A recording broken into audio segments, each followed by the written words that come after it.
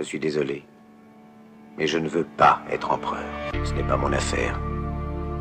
Je ne veux ni conquérir ni diriger personne.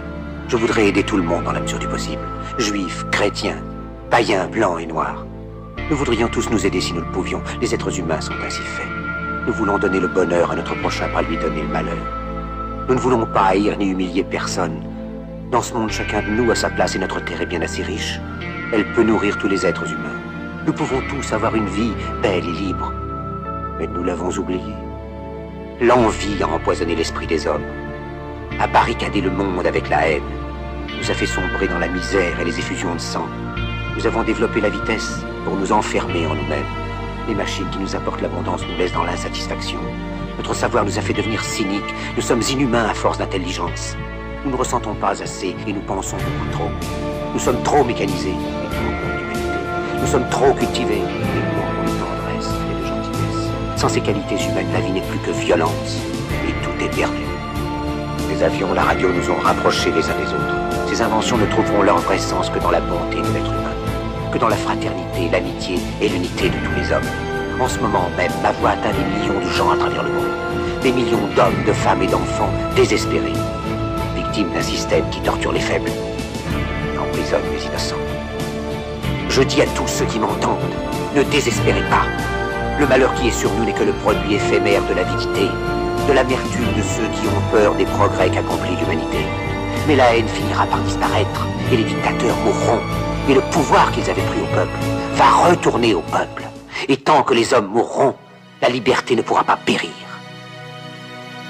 Soldats, ne vous donnez pas à ces brutes, à une minorité qui vous méprise et qui fait de vous des esclaves, en régiment toute votre vie, et qui vous dit ce qu'il faut faire et ce qu'il faut penser, qui vous dirige, vous manœuvre, se sert de vous comme chair à canon, et qui vous traite comme du bétail.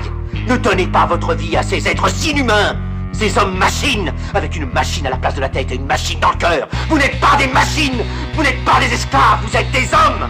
Des hommes avec tout l'amour du monde dans le cœur. Vous n'avez pas de haine, sinon pour ce qui est inhumain, ce qui n'est pas fait d'amour.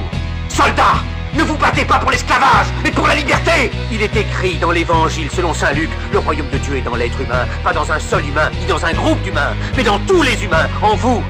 Vous, le peuple qui avez le pouvoir de créer les machines, le pouvoir de créer le bonheur. Vous, le peuple, en avez le pouvoir de rendre la vie belle et libre, le pouvoir de faire de cette vie une merveilleuse aventure. Alors au nom même de la démocratie, utilisons ce pouvoir. Il faut tous nous unir.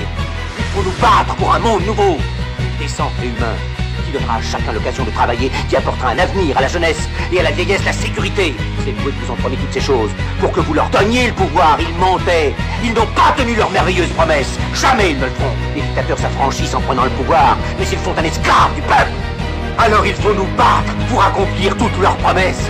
Il faut nous battre pour libérer le monde, pour renverser les frontières et les barrières raciales, pour en finir avec l'avidité, avec la haine et l'intolérance. Il faut nous battre pour construire un monde de raison, un monde où la science et le progrès mèneront tous les hommes vers le bonheur. Soldats, au nom de la démocratie, unissons-nous tous!